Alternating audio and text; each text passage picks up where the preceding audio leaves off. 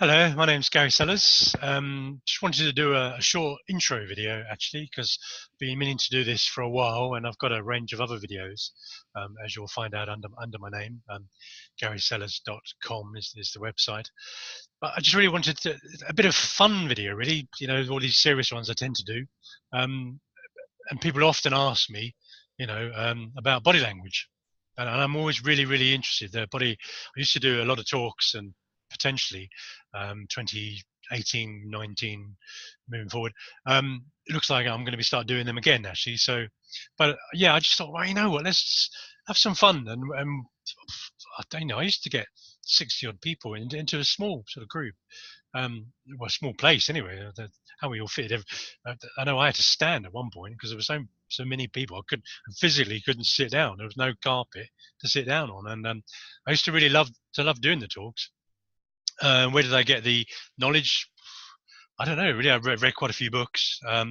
Desmond Morris, the Human Ape, I believe it was. People Watching, the great big book about this sort of size, really fatness. Strongly recommend that one because I always find it's interesting. A lot of people think they know body language, and I'm still learning myself. And then you ask them, say, well, where did that come from, or where did that signal, or how do you know that? And they go, uh, I don't know. Someone else told me, and then you go back to source, which is the people watching book. The Desmond Morris one is really good, and they go, no, it doesn't actually exist. People have just copied someone else, and copied someone else has copied someone else. Probably an example in currently 2018 is about this 10,000 steps for Keep Fit. Everybody says, oh, we've got to do 10,000 steps a day because everybody else says we've got to do 10,000 steps. Is it true? No. I think it was someone in China or Japanese or Japan, sorry, um, that sort of mentioned it, something, but it just blew out of proportion basically. And so the 10,000 steps, very sorry people who keep trying to do 10,000 steps, um, will affect your health and bits and pieces. Really, I mean, if you're going to walk that far or run that far anyway, yeah, of course it's going to help. But do you need to do 10,000 steps a day? No science proof around that one, I'm afraid. So maybe sometimes, we could be. The good thing is, probably like me personally, I don't like to be a sheep. I don't like to follow. And I don't like to lead either. I've got management sort of training background, so I'm happy to help people and be alongside them, as they say. So let's have a look at body language. What do we know? Um, People often ask me about relationships. Oh, what does this mean? What does that mean? And what does that? Oh, sort of like, oh, stroking a hair. Well, when you've got hair, so not like me. What does that mean? That means, there's some fun with this. That means that they're interested in you. That they're grooming. They're grooming themselves for you. So that's a good thing. When someone rubs their nose and they're talking to you, maybe they just have an itch. Maybe they don't. Maybe they're trying to stop the words coming out of their mouth, which is probably more the case. When you think of kidology, hear no evil, see no evil, talk no evil, sort of. Yeah, so obviously, see no evil, hear no evil, talk no evil. So, as a child, when parents tell the child, "Have you done this?" or "Who hit Jane?" or "Who spilled the ice cream?" or whatever, or who upset the dog or the cat. They go, oh, not me, mummy, not me, not me. Oh no, no, mummy, take that noise away. Oh, mummy, hide that horrible thing from me. Yeah, as a child, you do that. Now, as an adult, you're going to look a little bit silly, sort of going, "It wasn't me, sir. It wasn't me. Oh, take that horrible noise away, sir. Take that horrible noise away." I don't know if Jane didn't do the work properly. I don't know. Yeah, look a bit silly. So, what do we do as an adult? Scratch the old nose, scratch the ear, maybe one ear, you're not going to do both ears because you really would look quite silly. And then scratch one eyebrow. I can't believe what I am seeing. I can't believe what I am hearing. I really am not telling the truth. So that's another little tip. So it's a bit of fun. What else do we do? Well, again, let's see, Pinocchio. If you're telling a lie, your nose will get bigger. Fact. It is, you'll find that if people are telling lies consistently, one, their nose will go a little bit redder. Two, it gets bigger. And And you're not generally going to see a Pinocchio star and go, what? It's not going to happen. Sorry. Would be fun if it did, but no, it didn't. Could be a lot of noses in the way, I think, in dare we say politics. Anyway, and other subjects may be available. But no, if someone again is genuinely lying, then they will actually have an itchy nose purely because the blood in the nose is trying to get bigger, and obviously when there's a lot of blood, and you won't generally see it, but hence why you do get a little bit of a redder nose. They tend to sort of get an itchy nose. So are they lying? No, of course not. It's really good. And when you ask people, are you happy in your job? Are you happy in relationship? And they go, yeah, I'm really happy in my job. And it sounds, when you look at this video and you'll go, well, that's really obvious that they're saying no. But, they'll be going, yeah, I'm really happy in my job. And people will do this, or particularly relationships. You happily married? Yeah, really happy married. You try and sort of try and do this, and then sort of say no at the same time. Your head sort of goes, yes, yes, yes, yes. Very different. So interesting. We know, what else do we know? As I say, it's only just an intro. We know how to fake this generally. Most people know how we can fake a face quite easily, or do we? You got the left side, the right side. Make sure we get the right round. Yep. Sort of. If you were to cut it in half in the good body language books, the good ones, they took a picture of Pavarotti, and they cut his half to two lefts, swapped it around, two rights, and then you look at the two faces. So you have a whole left face and a whole right face, and you'll realise that when you look at people's lips, and trust me, you'll be doing this all the time now. You will. That obviously you tend to find that you tend to get that or that, and it sounds really manufactured, but when you actually look at someone's lips properly, you will notice very rarely do you see really happy. I really have. Anyway, yeah, another subject is my teeth. But yeah, so you tend to find, so you've got the sinister side, which really the left side is the real side of what is going on in that person's life, and then the right side is the side that they believe is what you want to see. So ask a question, look at their lips, eyes. Now, and I'm terrible for this because I'm always learning all the time. But I've sort of studied sort of psychology and human behaviour, and I've worked in the police and other bits and pieces. So, and sort of where I work with therapists and clients now privately, and I've worked with. Obviously, I've written a couple of books, and one of them is helping survivors of abuse. I'm currently writing an animal book. So how do I know that an animal's lying or unhealthy? Well, I just go with gut feeling and what I actually see. So it's the same with humans. But again, if you want to be like someone, breathe like them. Literally, if you're standing in front of me, if I was like watching you now on the video, stand there, sort of thing. And obviously now I'm a male, so male to male sort of thing. So you watch their breath, and you literally do. And that's very exaggerated for the video sort of thing. But once you sort of zone in, you don't need to really have a look at them.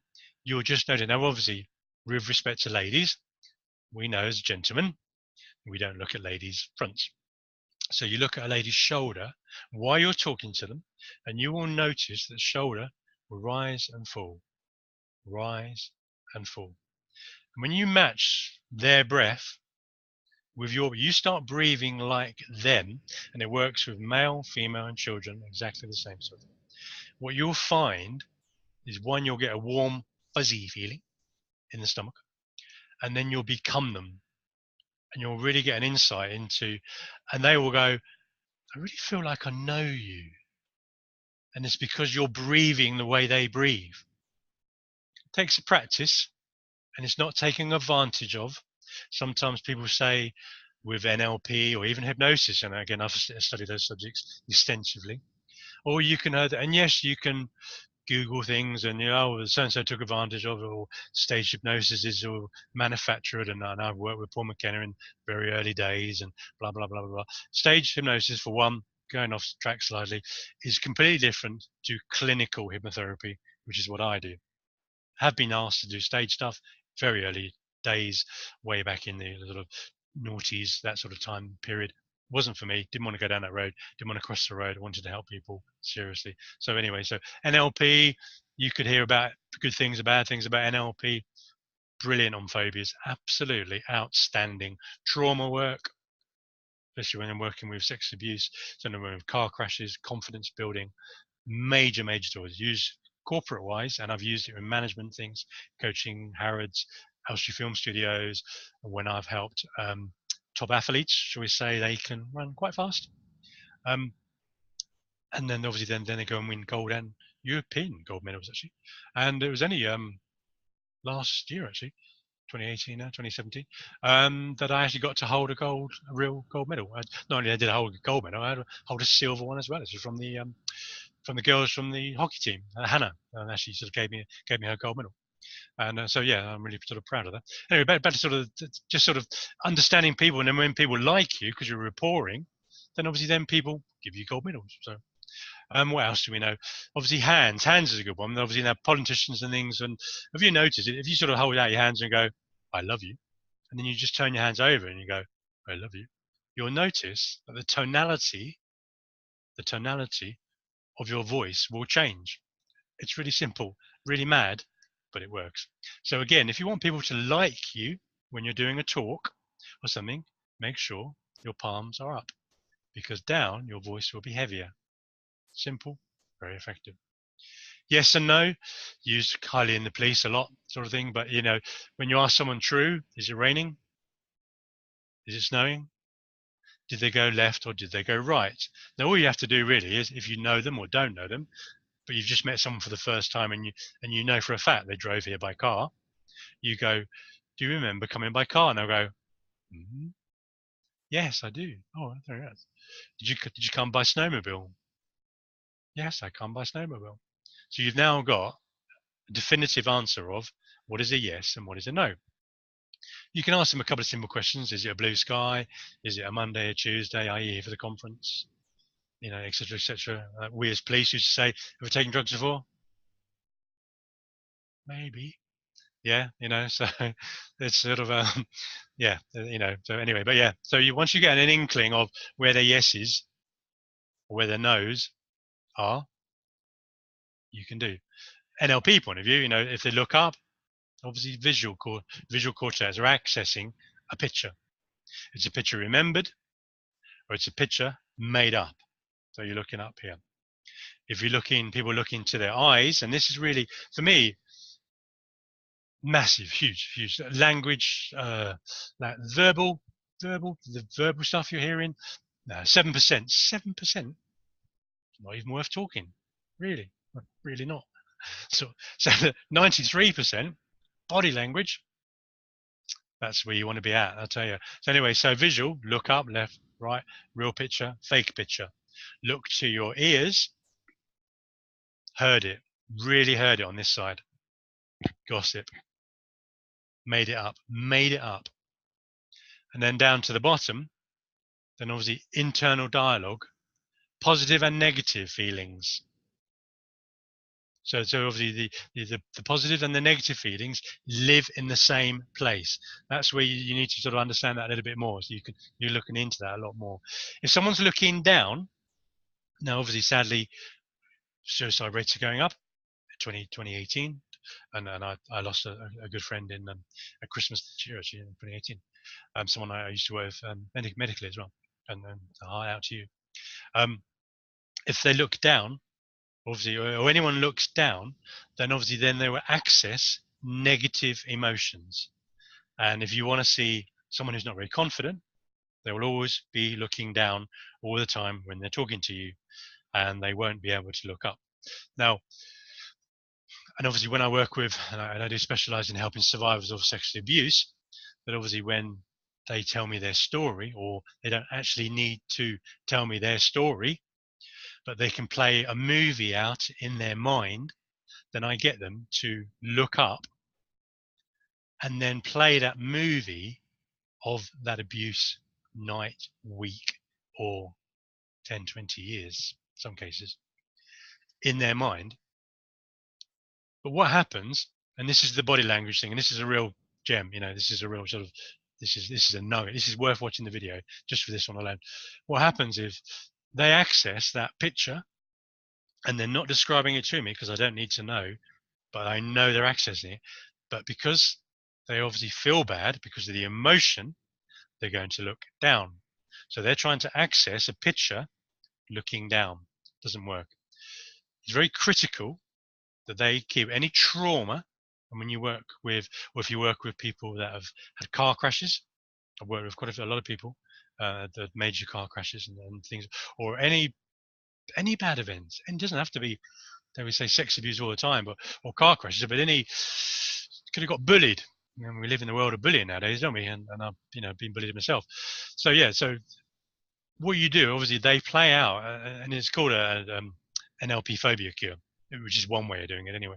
And so if you want to improve someone, obviously, certainly someone who's got heavy depression, things like that, just ask them to look up, but be aware of their eyes.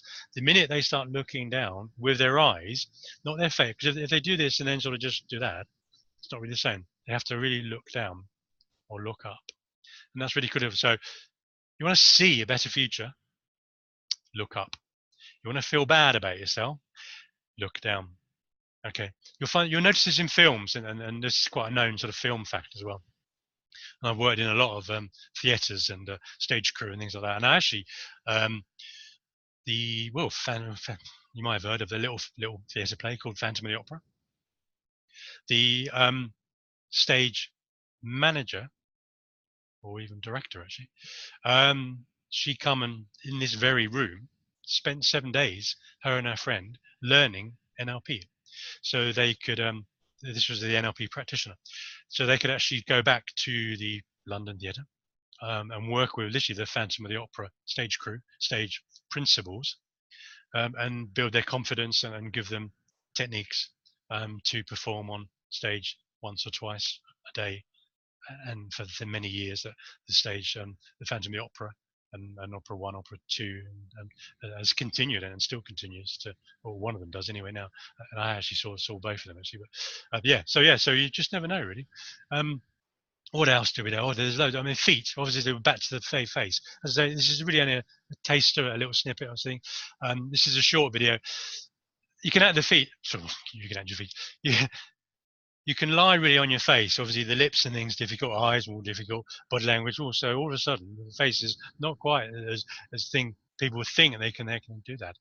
But have a look at their feet, where they're pointing. Are they pointing towards you or pointing away? If they're saying, "Oh yeah, I really like you," but their feet are heading towards the exit, no, they're gone.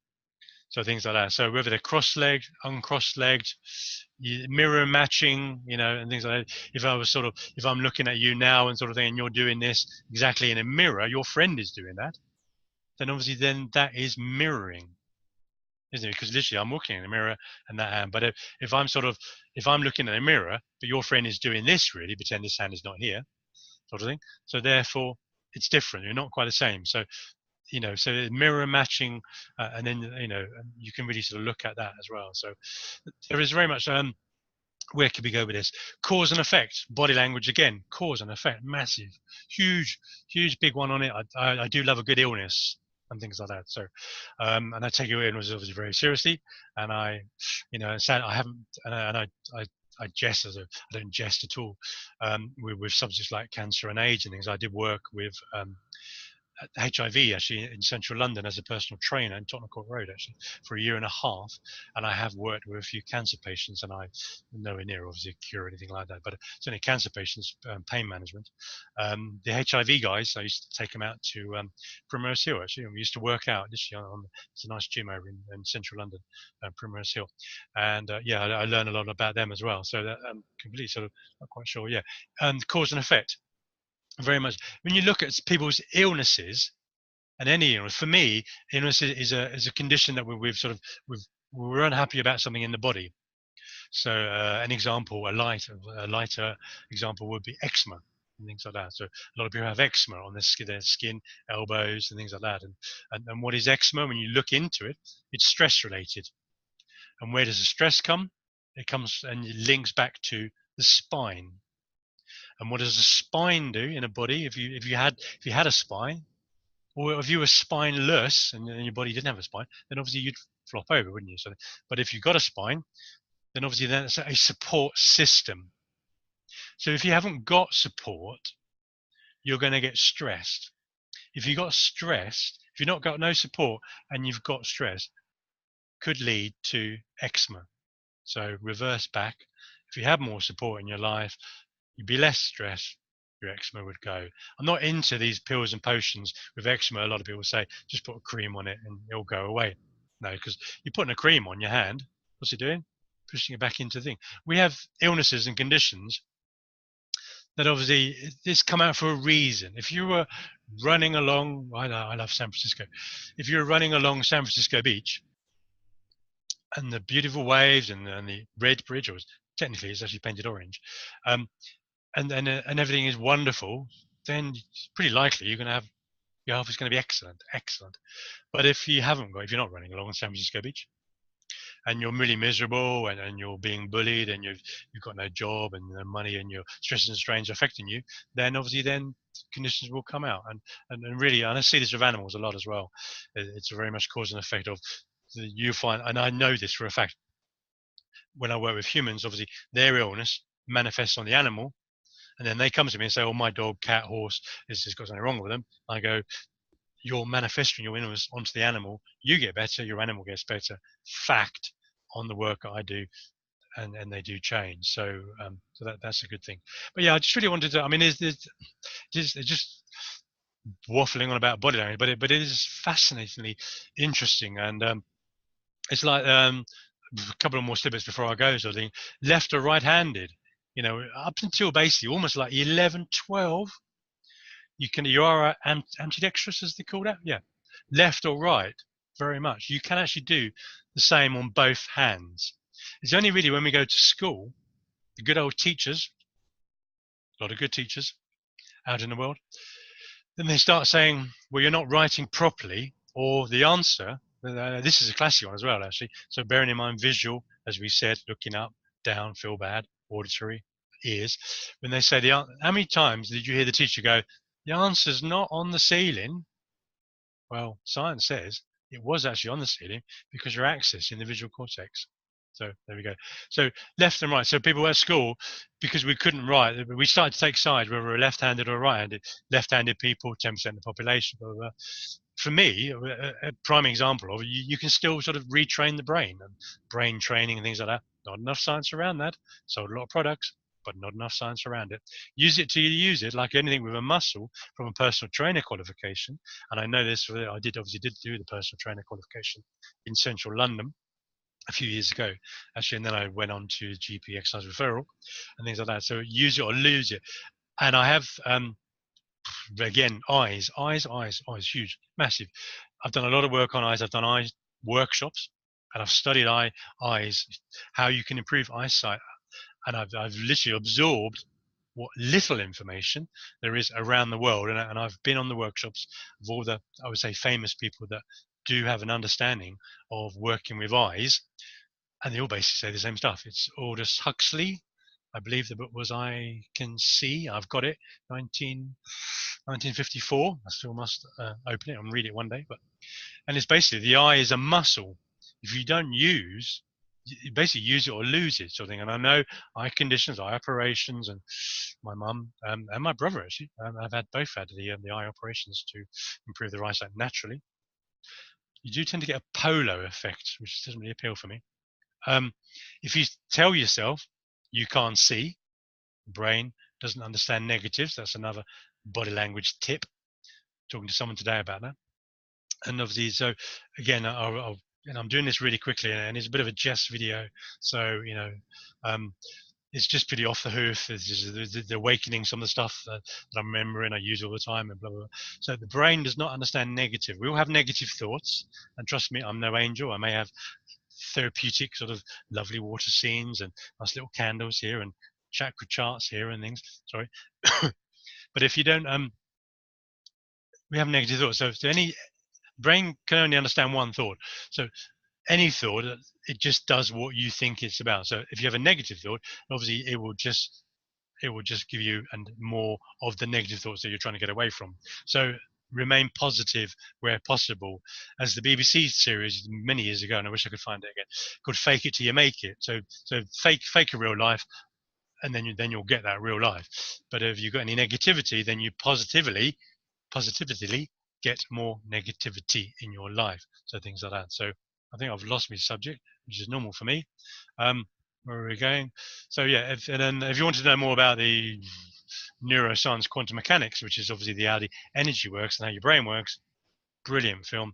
What the bleep do you know? Everyone has probably seen The Secret, which is great for getting a free parking space, attracting, manifesting things into your life. Again, thoughts become feelings. We're talking about body language, weren't we? And cause and effect. So yeah, so really look at when people have illnesses. Yeah, eyes. Sorry, already have gone off track. Astigmatism. Yeah, astigmatism. Basically, your eyes are the shape of a rugby ball, and you can get rid of that. You really can. There's a thing called a Tibetan wheel, and it's a Google search, it's going to be out there, and Tibetan wheel, and you literally put this chart literally about an inch away from your nose, and you literally, you breathe up, you breathe down. Most people, when they do exercise, they forget to breathe. Amazing how important breathing is. And so yeah, they literally, you do that. You do this chart, and it's literally right on the end of your nose, and you can't see because it's blurred. So you go no, and you do that in a circle, and then you go back that way. It takes about two minutes. Bearing in mind you got this astigmatism that good old opticians you can't get rid of. Well, I'm sorry, ladies and gentlemen, enough science to say you can, and I work with people that can get rid of it. You do this chart, you do the breathing, I guarantee within 48 hours, then you'll get rid of astigmatism. There are other eye conditions, so we're going back to the personal training and the eye. The eye is a muscle. You look up, you look down, and we're talking about NLP. If you do, I mean, you're going to go off on eye world here now, but if you look at your eye, if you follow the finger and you follow it around, you'll find that just do a complete circle, and somewhere in your circle, there'll be a jutter. You look at that jutter, and you can change that, and then that can change. And that's really just doing three easy breaths, but we're not going to go into great depth now. But yeah, really sort of honestly, I'll just go on for hours and days, weeks, sort of. Anybody, I would like to probably do maybe a 10 series on body language only, but there's something I'm maybe 10 minutes long. I don't even know how long this video is. Anyway, but as I say, this is just a bit of a taster video of me rambling on about but my passion for sort of understanding human nature. Anyway, but as I say, my name's Gary Sellers. Go on my website if you want to know more some of the information about it, or sort of have a online. I do work around the world with animals and things. I've got a couple of books published on Amazon and Kindle. My Silence is Broken is the one helping survivors of sex abuse. My second one is called The Winning Mindset for Weight Loss. My third one currently is I'm writing at the moment is about animal healing, although don't tell anybody, but there might be an NLP one nip in between the two. We'll see about that. I've really got to get on and do things. Anyway, but yeah, I hope you've enjoyed this video. Primarily about body language, fascinating. Really do have a look at the Desmond Morris stuff. There's a lot of other interesting things. But yeah, so if you've got any questions, drop me a line. My name's Gary Sellers. Thank you for your time. Have a good day.